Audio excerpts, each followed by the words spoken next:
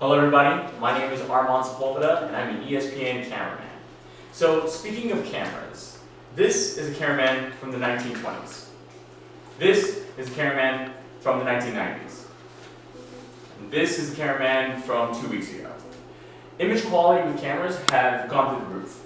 Audiences all over the world are now accustomed to HD high quality video, but the cost of the cameraman is still there. The financial costs with payment of salary, as well as user errors and mistakes. And we've developed the technology to remove the traditional cameraman. We've developed the Nimbus camera mount. The Nimbus camera mount uses facial recognition and gesture control to follow its subjects around. We're using this technology right now in education to track professors and their courses. In our first round of investment, we're looking for $250,000, and that would help us really push the product into the marketplace.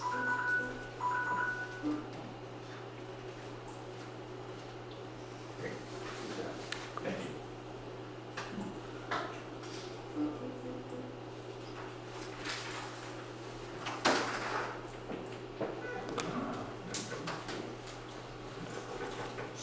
All right.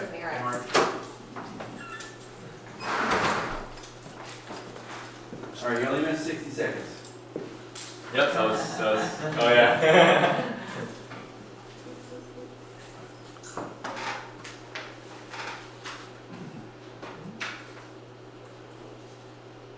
All right, you got a timer for this one as well? Yeah, I'm just waiting for Mark to go ahead and get ready. We'll go ahead and kick that off.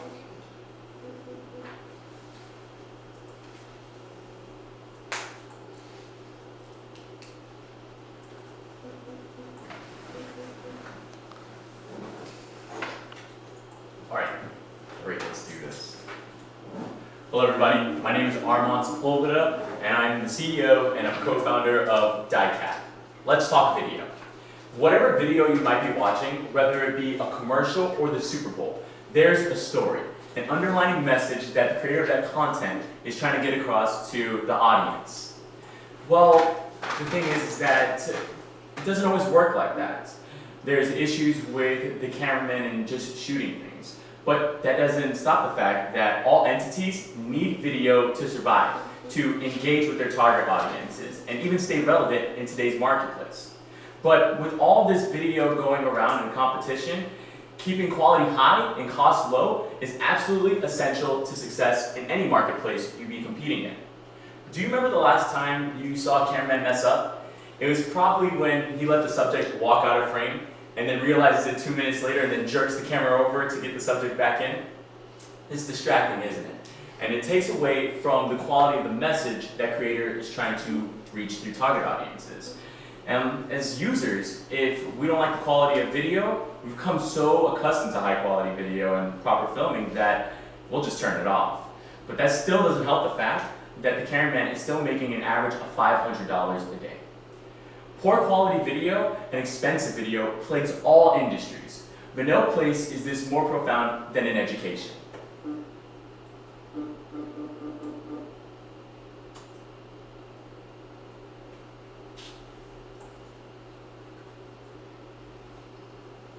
While that catches up. So, education has an interesting dynamic going on. There are more students than ever before, and it's becoming a global crisis because there's not enough teachers to meet that demand. Less than 1% of students actually want to go into the profession of education.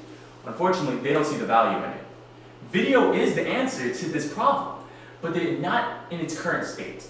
Just like in all other industries, in education, there's the cost of the cameraman that just isn't justified by the quality that you get on the end. But schools need video to be competitive with other schools and to attract the best students from all over the world. This is why we have developed the Nimbus camera mount. Using facial recognition and gesture control, we replace the need for a cameraman. And as the professor walks around the classroom, similar to how I'm doing right now, the video will track perfectly. We've developed this to release that bottleneck that you have of camera operators, specifically in schools. Now, we know that automating film is applicable to way more than just education. But partly because of the problem we've had with population growth, we've also chose this market because online education and lecture capture is really booming. It's $250 million in projected revenue for the US alone, and that's growing at a rate of 24% every single year. 1,700 classrooms will be adding camera units this year alone. And 1/3 of college students are taking online courses. But unfortunately, majority of those students don't have the video aspect of the classes they attend, even if it's in person. But this is strange because students are willing to pay more. They see the benefit of lecture capture. It increases retention, comprehension. The average professor speaks 120 words per minute. The average student can only write about 20 words per minute. They're not worried about missing any context because they know they can go back and review the material. And of course, that in turn improves test grades, allowing the teacher to better engage with their target audience, students. Then the real boom is going to be happening just on a global basis. In the Pacific Asia, South America, Latin America, where generations of people will be getting online for the first time. And within 10 years, the market potential globally is worth $10 billion. Students are willing to pay, and these studies have been supported at UC Irvine, UPenn, as well as the University of St. Louis. Differentiators, of course, include the facial tracking. Now, this is pretty novel and working on the frontier of the technology in this sector. The facial tracking really eliminates the need for extra expenditures. Then the quality increases because instead of having somebody dedicated to make sure that the professor's in the frame, the professor can walk around and teach normally. It's extremely easy to use. The professor walks in and motion detection turns on our system. And then it recognizes the specific subject it's supposed to track. The subject isn't there, and that's okay. The system will go back into sleep mode. Then our competition, just to mention what they're doing, is they're experimenting with infrared tracking beacons. But unfortunately, these systems collect dust, and teachers don't want to wear any kind of beacons or USBs or any near-field communication. They should just focus on teaching, because that's what they are. The camera should adjust for them, and the AV equipment should adjust for the teacher, not the other way around. And of course, systems integratable friendly, we can work with existing technologies as well as schools that don't have any technologies in place. Our go-to-market strategy was formulated really the old-fashioned way. We called our potential customers. We called about 75 universities and colleges around the country. If they weren't open in Florida because it was after 5, that's okay. We called them Alaska. And we got these interviews, about half-hour apiece, and we learned how they like to buy, budget cycles, where, how they like to be served. And these are the stats that we came up with. So there's about 4,100 universities and colleges in the United States. We're going to be targeting initially with our sales force the 800 universities and colleges in the southeastern United States. Now, in the first 2 years of operation, we want to use our sales force to really push the product out there while we're still building distribution channels and those kinds of relationships. So we'll be focusing on those efforts, and the best thing we can do is beta testing and demonstrations. The technology over the phone seems too good to be true, and we need to show schools, the colleges, community colleges, that it's real and we produce this. Then followed by that, trade shows and conferences to work with AV consultants and build relationships with resellers and distributors.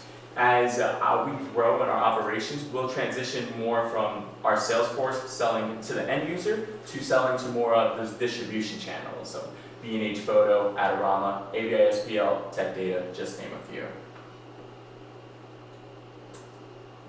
The management team has been working together for a little over 5 years. We've known each other all throughout college, and we are familiar with the problem from different perspectives. Myself, before being the CEO of Dycap, I was ESPN's #1 collegiate cameraman, and that was in 2014 before starting the company. I'm also a door-to-door salesman in the past. I've sold educational materials all over West Tennessee, and I've also done financial advising, where I've had to recruit and manage teams for a company called Primerica. Jordan Freeman is our Director of Business Development. He's also a cameraman for the SEC Network and ESPN. He's worked in 2 startups prior to this, and he's the Director of Marketing for Gainesville To Go, a local food delivery company. Then Patrick Wang, our genius, firm CTO, software, hardware extraordinaire, has experience in both and has graduated from UF with a degree in computer hardware engineering. He's worked in television from the graphics side perspective and preparing the tickers and stuff that audience members actually see. So we know this problem very intimately, and we understand what it takes to unleash video's true global potential. We're pretty passionate about it, and we can't wait to make further developments. Milestones that we've achieved since the company started is really not even forming the company a year ago. We have our birthday in 3 days, so that's great. And we really ramped up production when we got into the Gator Hatchery January 2015. We were put to resources, startup community alone, and just mentors to really boost our progress along. Then in April 2015, we filed our provisional application with Gray Robinson Law Firm. We also won Best Technology at the UF Big Idea Competition, which was great notoriety. We parlayed that for an opportunity to compete in Emerge Americas and in Florida Venture Forum. Emerge America down in Miami, huge startup conference globally. We got second there for our track. Florida Venture Forum, we also got second place there, but we won some cash prizes and mentoring hours from the New World Angels. We've done our alpha testing this past summer, where we did this with infrared technology, got great feedback, and learned how to make it better for facial recognition perspectives for filming. Then we are going to be actually competing in startup EDUCAUSE. So immediately following today's competition, win or lose, draw, whatever happens, we're getting in a car and we're going to Indianapolis to compete in the biggest education technology conference in North America. We were one of 24 startups to compete, and that's something we're very much proud of. Advisory board consists of Martin Schaffel, founding chairman of AVISPL. He's been a great mentor to us, and leveraging his distribution channels is what we're going to be doing as one of our first resellers. He's been selling to universities for over 30 years in various AV equipment. We have Mike Griffin, the director of operations for the SEC Network. He has been instrumental in teaching us on how to film things for audiences to watch and really engage them on a video binary level. Then Chuck Dean and Charlie Clark. These have been our mentors from the New World Angels. Now, it's been great to work with people who directly invest in startups. They've told us how they like to invest, where they like to invest, things we can do to make ourselves more appealing, and really just how to market the product better and different markets we should be focusing on. Honestly, we've had lots of advisors, and I couldn't fit them all on this slide. The Gainesville community has been instrumental in the development of our prototype and our company. We've learned so much. Nola Mayasaki, Augie Bly, Steve Stoltz, the list goes on and on, but we only have a quick review. Operations consists of us developing the software, but we also have the hardware component, which starts in Paraguay, where our plastic injection molds are made. Our plastic injection molds are then shipped to West Palm Beach, where our company Andrea will be optimizing our prototype from where it is now to be commercially grade ready, where the motors will be smoother and it'll be about 3/4 of the size.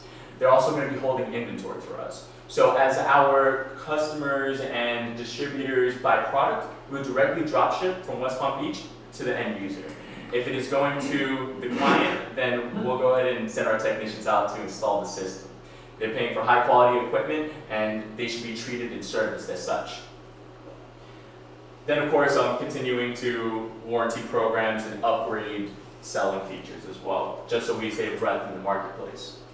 Now, taking a look at our revenue model, we see that we're going to be selling retail value for our product $15,000 and wholesaling it for $7,000, $500.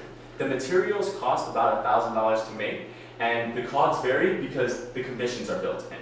The last two products are the cinematic, geared towards film, as well as One Touch being geared more towards photography and really revolutionizing video from all different angles.